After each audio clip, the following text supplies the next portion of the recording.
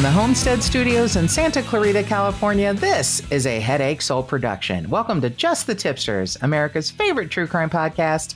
I'm your host, Melissa Morgan. With me today is my handsome and talented co-host, Joshua Drill Bit Bevan. Drill bit? It's a small, boring tool. Oh, man! Oh, shit!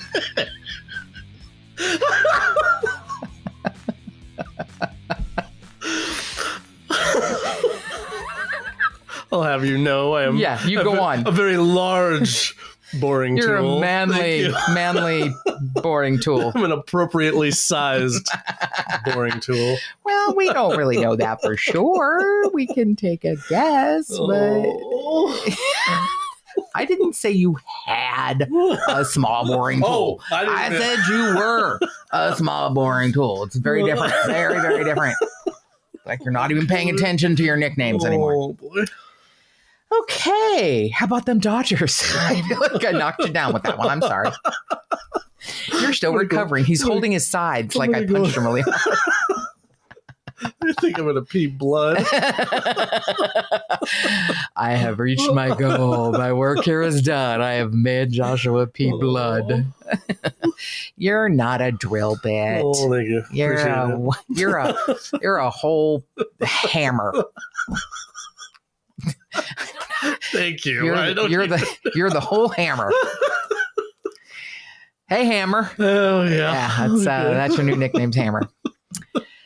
Well, welcome to Just the Tipsters, where I harass my co-host to the point where he pees blood, and and it all works out good. Yeah. It's all fine.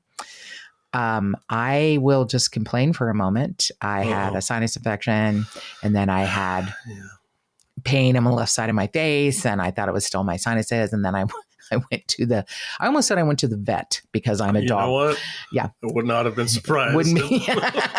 Because I'm an animal. Well, no. Because I'm a cougar. Well, that too. At the point of like everything that had been happening, it's this after this after this after this. I would not have been surprised if you said, "Thank you. Hey, I'm at the vet now. I can't figure this out. My insurance only covers so much, and I need to be spayed." Yeah, that might happen. That might actually happen one day. Yeah, poor Joshua's had to hear all of that. It's been difficult. So I ended up having a large cavity under a crown and an infection in the roots. So it's a 3-part process. Started a root canal, and then he prescribed Tylenol 4, which for pain with codeine. And I was like, I don't really need it. Okay. I can get by. I don't like to take pain meds unless something's really fucking like so distracting, hurting you so bad.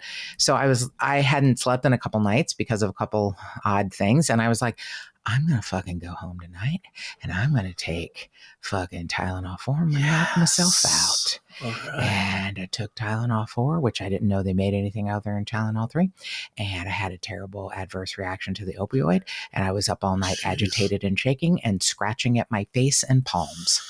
Oh, God. And you had the best line. You said, when you take pain meds, it makes you feel like a crackhead with bugs under your skin. Yeah. No, that was a perfect description. That's I didn't realize there were levels either. You said, I'm taking 4 instead of 3, and I had no idea. But every time I've taken codeine, and I don't know what level it was, but the pain goes away, but I feel like I've got little scarab beetles under my skin. That's a great description. Mine was in my palms and on my face. And finally around 4 a.m, when I was like buzzing, I looked up and I was like, is there any sort of like itching reaction to opioids? And it said yes, scratching of the face, which I was like, oh, that's great. And they say it's not an allergic reaction, but it's a reaction that the codeine releases histamines in your body that makes you think you're having an allergic reaction. I was like, this is fucking this. I'm not good with meds, I guess. Yeah. So and it took like a day to get out of my system. Wow. I know. I kept drinking a lot and peeing a lot, trying to get it out. Wow. And just the one, just the one dose. And you're supposed to take one every 4 to 6 hours. And I took one and I was like, and it was the only thing that was different. So I knew that was it. It wasn't like, my vitamin B12 pushed me over the edge. Yeah. It was that. So yeah, it's been a really good time. Yeah. Let's see. So neither of us are hanging out in the heroin den. That's not. Yeah, no. No, I can't. I'm a bad. I have a low tolerance for meds anyway, but I just thought it would knock me out and I go to sleep. Sure. It did the exact opposite. So yeah, neither of us are going to be opioid addicts. It's not our jam. No. It's all right. I have other addictions. Yeah, we have a lot of other fun addictions. I'm not worried about it. Most of them legal. Sure. Most of them. I mean. Depends on how far you take it. Right. Sure. I mean, anything can be put in your butt if you relax enough, right? Oh, God. That's what I've heard. I don't know. I mean, sure. Yeah, I mean, that's what I think you're talking about. I don't know. I never know what you kids are talking about with your rock and roll. Yeah, I'm just trying to host a podcast. I don't know. I don't even know where I am right now. Probably still have opioids in my system. The codeine hasn't quite worn off yet. Yeah. I have a friend who worked as a dental tech for a long time and said, I didn't know they made anything over Tylenol 3.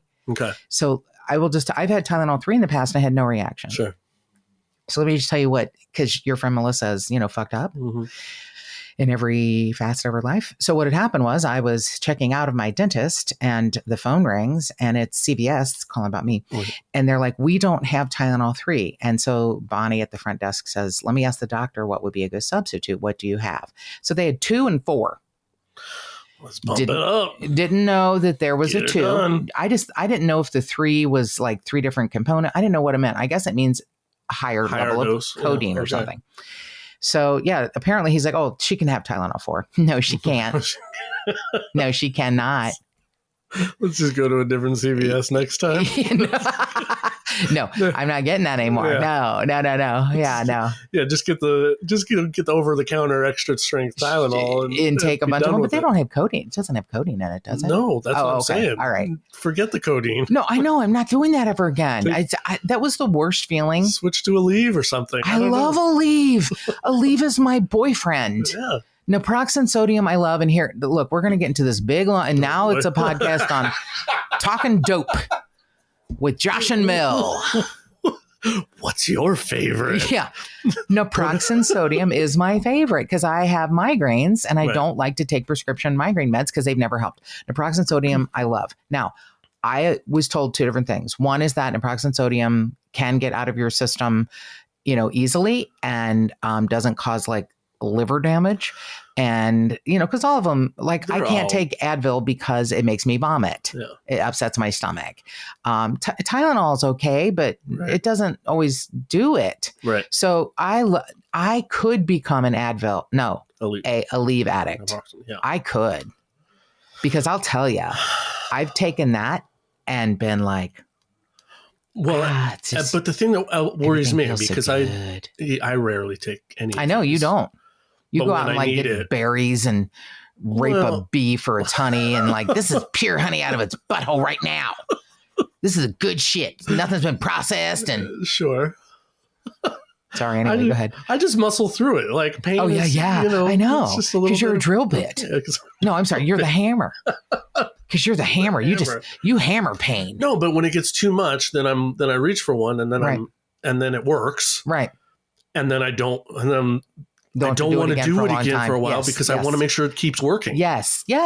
Like I don't want it to not work the next time I really need it. Got you. Me too, baby. Yeah. So I have blessedly not had a whole lot of migraines recently. So when I do have one, I take 2 Aleve and they kind of make me sleepy. So I like lay down and but it just it's an anti-inflammatory. So I think I must just be constantly inflamed all the time. So when I take them, I'm just like,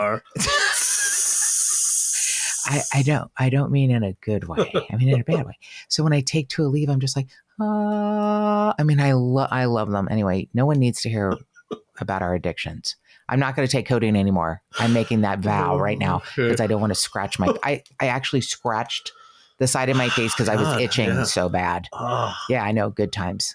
really, really super weird.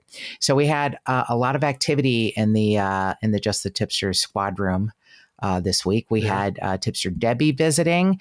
We'll be putting up a promo about her podcast that will be starting at the beginning of 2025. Oh, sweet. The subject matter is canines.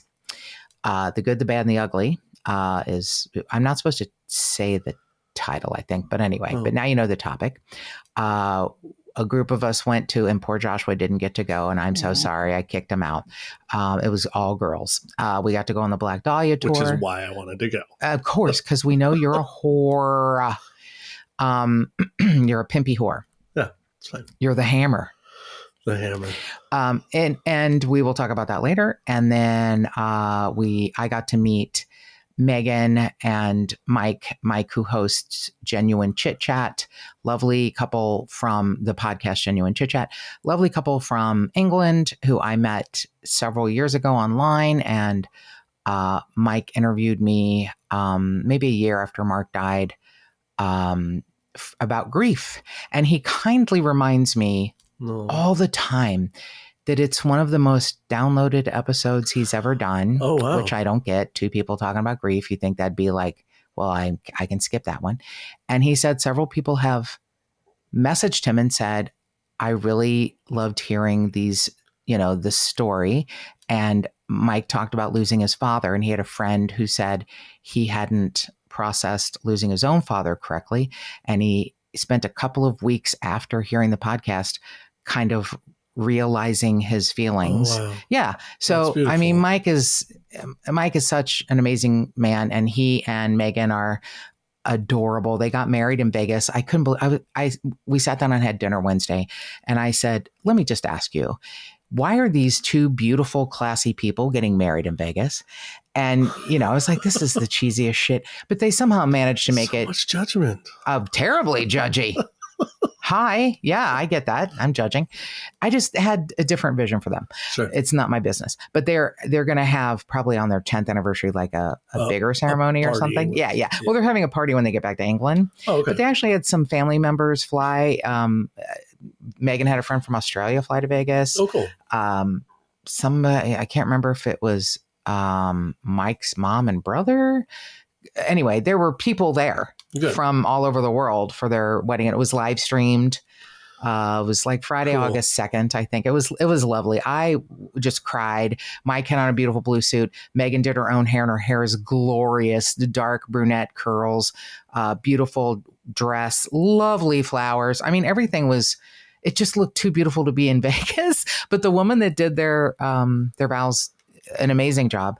And if you haven't checked out Genuine Chit Chat, please do, because Mike has the most varied, interesting guests, and he's just such an amazing guy. But I said, why did you guys get married in Vegas? And they were like, we could take the amount of money for a wedding and put it on a house. Yeah, and so we did. Sure. And he said, it's so inexpensive to get married in Vegas. I'm like, you know what? He's right.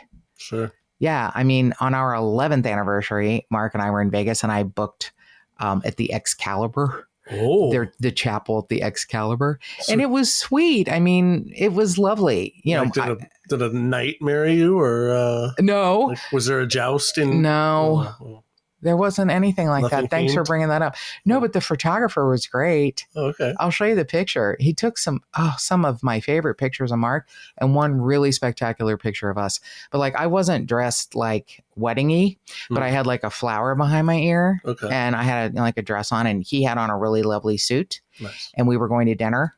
And I go, hey, let's stop by Excalibur. Oh, how sweet. And he we got there, and he's like, are we renewing our vows? I'm like, yeah, I know, it's the 11th. It's not a big deal, but we're doing it anyway. So it was awesome. It was really nice. And they have great photographers who they just do it all day long. So they know how to pose you, and it's very sweet. I'll show you the picture when we're done. And there's one of Mark in the other room that I just love. It's like a picture from the side, and yeah. Anyway, why am I talking about? Except, go listen to Genuine Chit Chat. Right. And get married in Vegas if you want to. I'm not judging. Right. Okay, I'm judging a lot. So our sponsor, and I'm so excited about this sponsor is Magic Mind, and they now have the Magic Mind Sleep Elixir, and my new shipment is coming this week. Oh, good. And they update you, and I'm like, hey, hurry up, get here, because I ran out, and I don't want to run out again. I think I'm getting double shipment. Oh, good. Yeah. Okay. I'm definitely getting one Magic Mind Sleep Elixir, but I think I'm getting 2 Magic Minds. Cool. So yeah, I won't run out. And I'm telling you, the Sleep Elixir makes a difference. I mean, I don't know which one to talk about first because I love them both so very much. Yeah.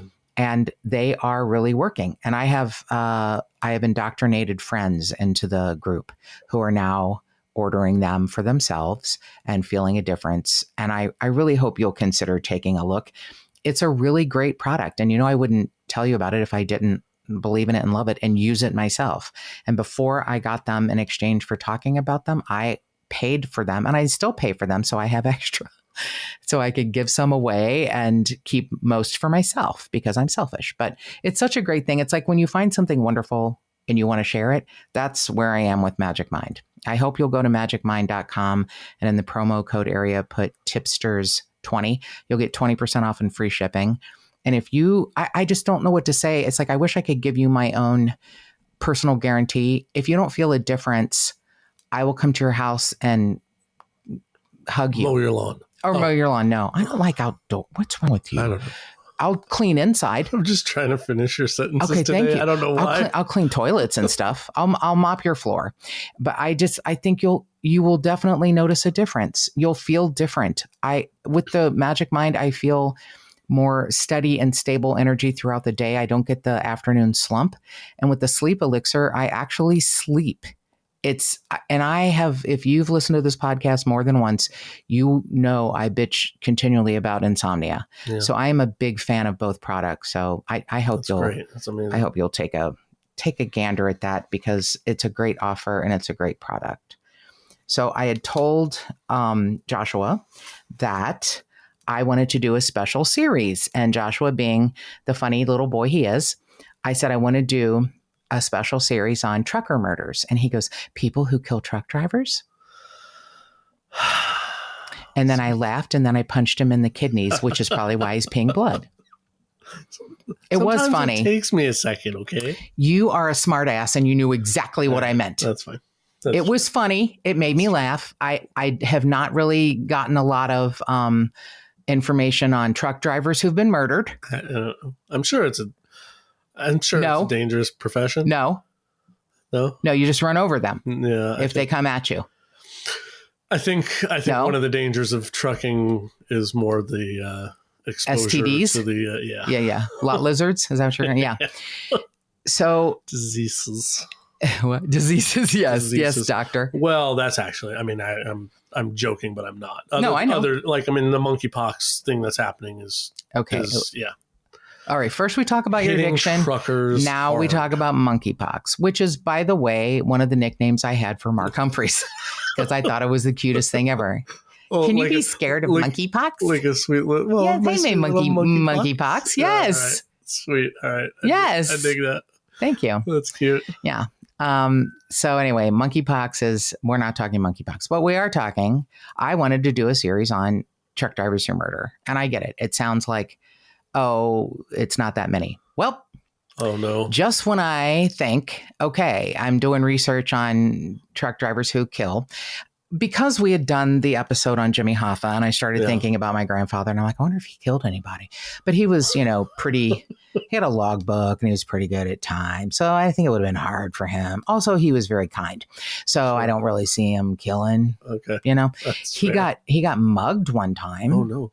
He was off on the side of the road trying to look at something broken, and two guys came up and hit him in the head with a pipe. Jeez. And took his wallet. It was way before the days of cell phones. Wow. So, but he managed to drive himself back to Cincinnati and called my grandmother, and we met him at the hospital. Wow. Yeah. Yeah. Jeez. Yeah. But that was the only bad thing that ever happened. Up and he was okay? Yeah. Okay, good. Yep. That was the only bad thing that happened that I'm aware of in his trucking career. Well, yeah. Yeah. I don't. Would he have told you stories of others? He was pretty honest. Okay. He was pretty honest. I mean, he would talk about people at work he didn't like. Oh, okay. Like specific drivers or bosses that were buttholes, Sure. But no, it was never anything like, I'm going to kill that guy. Okay. Yeah. Something like that. It was never that. Right. It was like, this guy can be just my grandfather didn't curse. I know it's weird. Can you imagine? Someone in my lineage who doesn't curse. Where did she learn it, huh? I dropped a guitar pick down a hole of an acoustic guitar and I said, damn it. And my mom said, what did you say? And I was like, I said, damn it. And she went, oh, okay. And then it was free reign. And then I just began. Oh, that was cursing. it? I was like 17. I began cursing like a sailor. And wow. I forget. I will be honest with you. I forget that I talk like this until someone says, you say fuck a lot. And I'm like, I do? I guess I do. So I apologize if I'm offending anyone. There's an E on this podcast for explicit. It's not for elephant or engaging. It's for explicit. So fuck off if you don't like me saying fuck. So. Okay. Perfect. Sorry. Anyway. Yeah.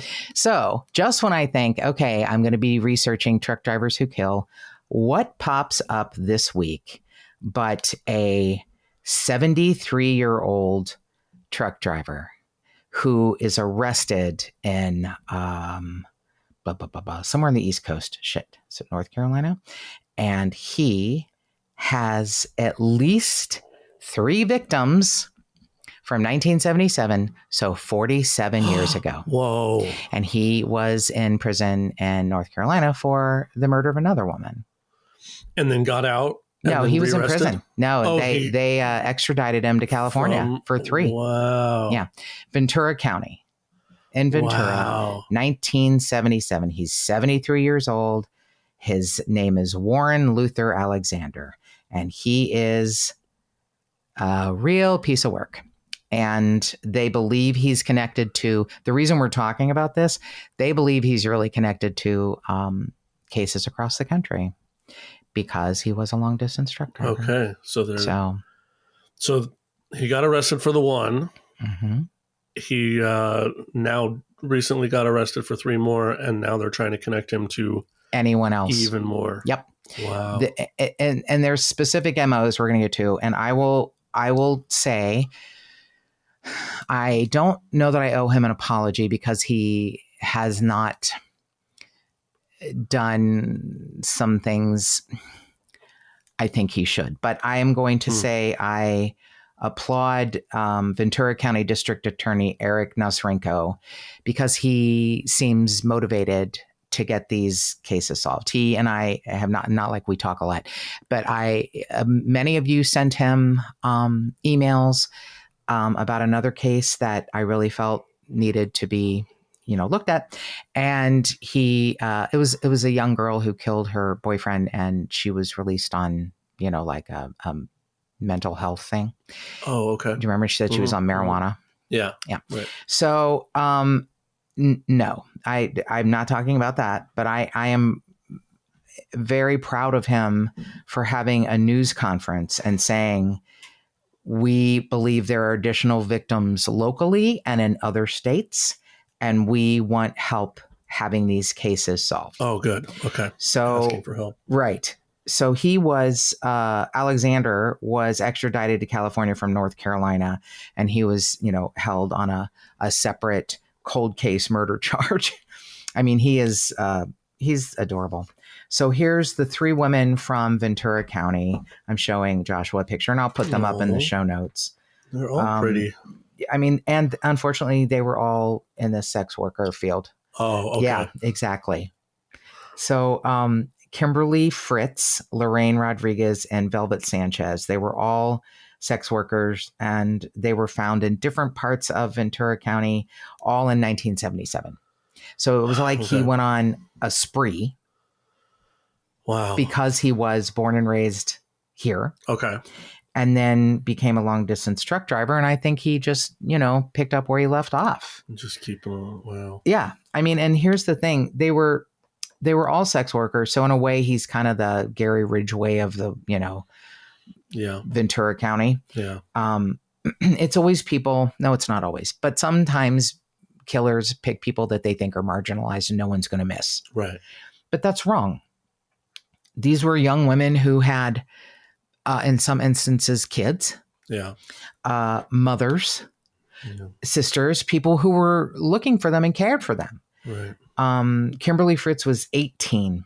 Velvet Sanchez was 31 and Lorraine Rodriguez was 21. Jesus. And they were all in an area that was sort of known for, they now call it sex trafficking, but for prostitution, women being exploited, and definitely women being beaten into sex work. Jeez. So, yeah, I mean, it's heartbreaking, but these women, they had family and lives, and they still have people who love them and don't know what happened 47 years later.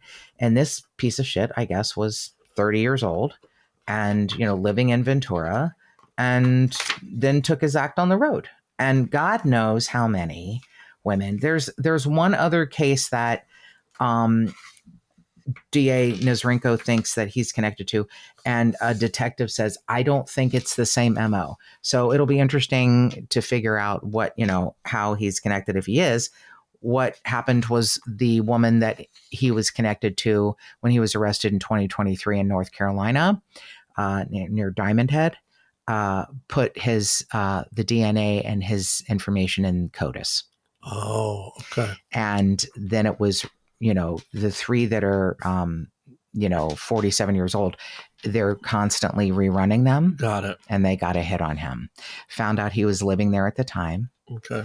And that he frequented, sex workers. So, I mean, I can't believe he's 73 years old. Wow. And, yeah, here's a picture. Here's a picture of the charmer. I promise I'll put these up. You can see him being put on the plane. Yeah, he's an old man.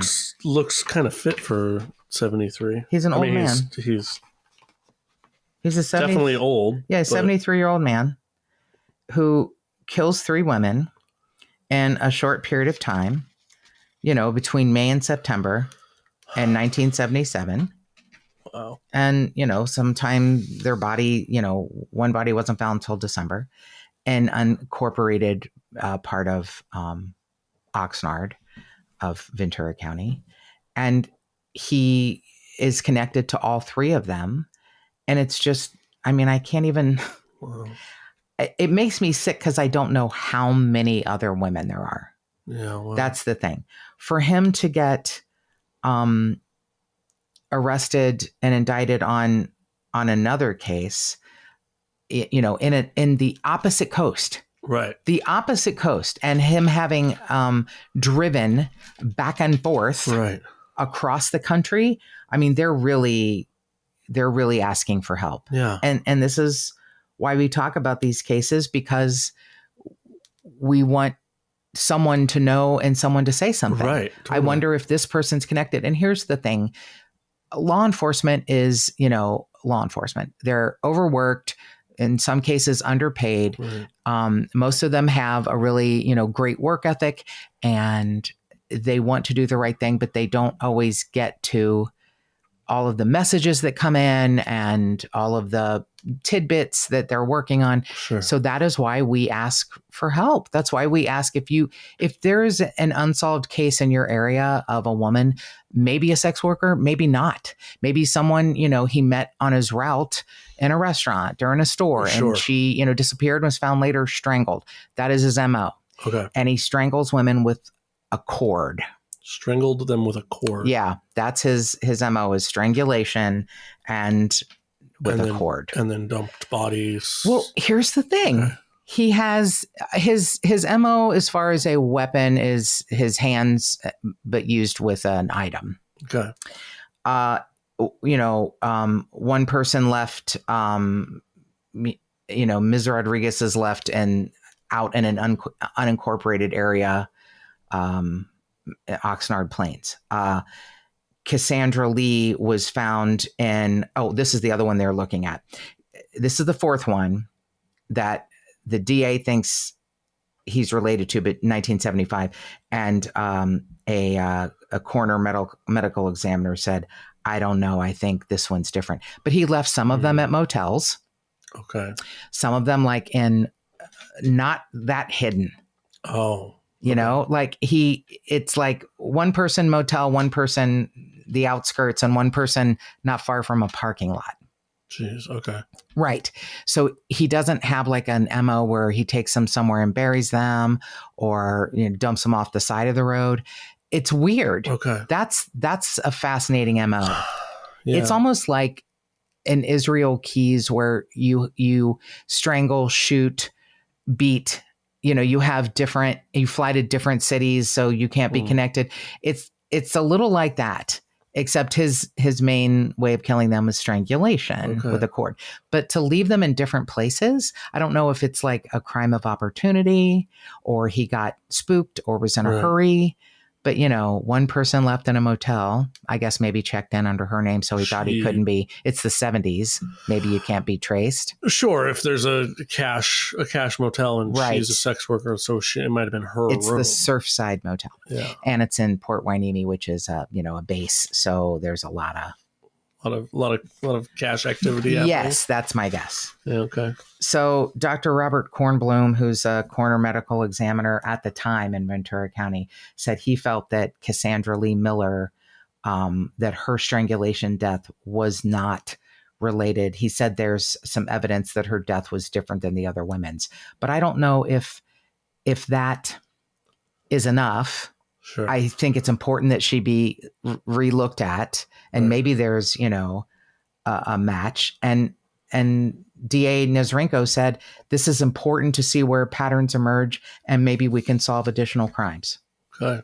Yeah. I mean, they're asking for help. I mean, he grew up in Oxnard in the 50s and 60s. He went to high school all the way through, through his time there in Ventura and Oxnard. He was a cab driver. He was an electrician and he was in the Marine Corps. And then in the 70s, he returned to Oxnard and began his terrible murdering. Wow. So he may not be involved in Cassandra Lee's 1975 murder, but he is definitely linked through DNA to the 3 murders from 1977. He started, here's the awful part. He started work as a long haul truck driver in the 1970s and worked at the same thing through the early 1990s. Wow. So there's across the country. So it's possible he had been driving and murdering for 20 something years. Mm-hmm. And the woman that he was incarcerated for in 2023 was a 1992 murder that became a cold case from North Carolina where he strangled a woman and left her on the side of the highway. Oh, geez. So he has all of these different, by then I think he had progressed to where he's just like tossing women out. Yeah. You know? And that's the thing. Like, yeah, it's possible he did the 3 in the 70s and then just went straight for 20 years and then all of a sudden in 92. No. Yeah. No, I think that's kind of rare. Kind of Dennis Rader take a 15-year break. You get away with it. Mm-hmm. And then you're just like, okay, I'm done. And then you start again, 15 years later. Dennis Rader is, is another anomaly like Israel Keys, but, was dumb enough to get caught because he, emailed the cops from his church using their IP address. Yeah. And it said, you're not gonna trace this, are you? He asked the cops, you're not going to trace this, are you? Oh my God. No, you go ahead and send us anything you want. DR57 at First Baptist Church. Yeah. Right. I mean, seriously. Yeah, you deserve what you get. You on that. Absolutely do. What is terrible is that, they used his daughter's DNA to nab him. Oh, okay. But, hey, when your dad is killed, an entire family, kids, mother, father, anyway. So he was finally connected to this 1992 murder in Surrey County, North Carolina, strangled woman left on the side of the road. And then his DNA is put in the system and boom, there's the 3 from Ventura County. And I understand what DA Nezrenko is saying. He said, witnesses are aging. we need to find if there are more. Right. We need to find if there are more. And I do appreciate and applaud him for that, even though I don't see eye to eye with some of the things he has, I mean, who the hell cares? It's just me. But, a lot of you, I was so overwhelmed when a lot of you wrote emails to him. I gave his email address out and you emailed. And he apparently emailed back one or two people. I don't know if he did everyone, but yeah. So he will not address whether he will be seeking the death penalty. He said that's just going to require more time. He said for the time being, he is just seeking a life in prison without the possibility of parole. Sure. So, I mean, they need to proceed and figure out how to do this. I guess they got Governor Newsom to issue a extradition request. And North Carolina said, okay, you can borrow him for now. All right. Do what you need to do. Got it. Figure out how you want to charge him and what you want to ask for. And then we need him back here. Right. He's still serving. Yeah. What is his sentence there in North Carolina? I don't know if they have. He was still being held. He was indicted, but not, or he was arrested, but not. Or he was indicted, but it hasn't been tried and adjudicated yet. Okay. Yeah. Okay. Right. So there is an arraignment coming up in Ventura on August 21st, and he's being held without bail, which that seems fair. Yeah. Because, he is a serial killer, no matter what we say. I mean, I feel terrible. An ex-Marine, a cab driver, another way he could have, killed people, and a long distance truck driver who God knows how many women. Right. I mean, I don't want to find out that he is, Sam Little or, someone with a huge number of women that are no longer alive because of him.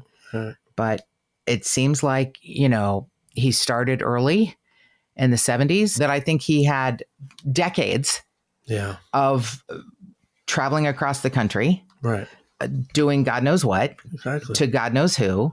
And it sounds like he got more sloppy as he went on. Like at first he would, put them, like, not exactly hide them, but put them in different areas in different ways. Right. But if he's just taking someone and killing them and dropping them, strangling them and dropping them off on the side of the road in another state, maybe he thinks, officers won't, connect. Right. And they didn't for a while. I mean, if you're getting away with it for 20 years, 20.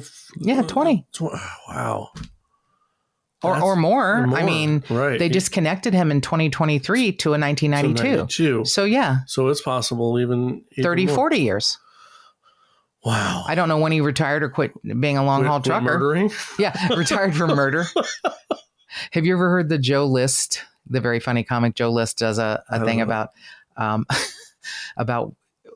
if the cops show up at your door and you're a serial killer, that's the day you retire. That's it. You're like, yeah, okay, I guess I'm done. Okay, over here's a jar of eyeballs and just take me in. That's fine. I'm done. I'm retiring today. A jar of eyeballs. Oh my God. Yeah. He's it's very funny. So yeah, I don't know when he retired from killing and driving a truck. I don't know, what his deal is, but he's still alive, and maybe they will bargain with him some way to get more information about more victims. Sure. But I'm going to give you only the number I have, which is the Ventura County Sheriff's Department, if you have any information, because I think there were more than those three in Ventura County.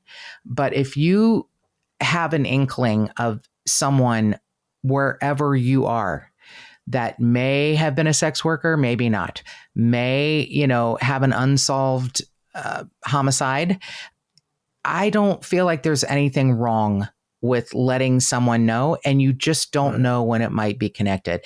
If you don't have a local number wherever you are, just know that he traveled across the country back and forth for decades. It could be someone anywhere. If you have any information that you think might be pertinent to this case, please call the Ventura County Sheriff's Department at 805-654-2380. That's 805-654-2380. And I will put the phone number in the show notes. I will put the picture of the 3 women from Ventura.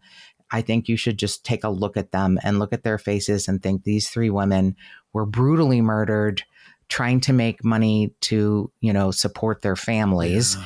Oh. And I mean, and I'm going to put a picture of shitty Warren Alexander, just so you see him being extradited from North Carolina to California. And God bless North Carolina for working with the Ventura County Sheriff's Department.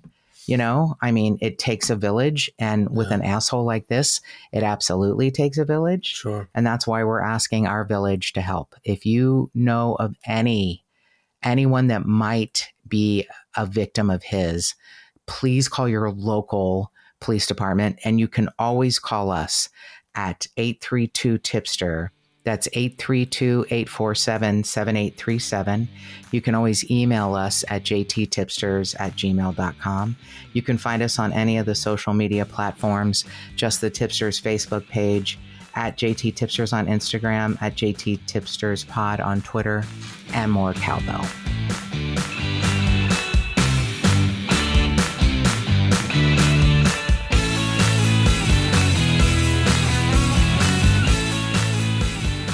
If you would like to support this podcast and get early access and other cool murderous swag, go to patreon.com/justthetipsters.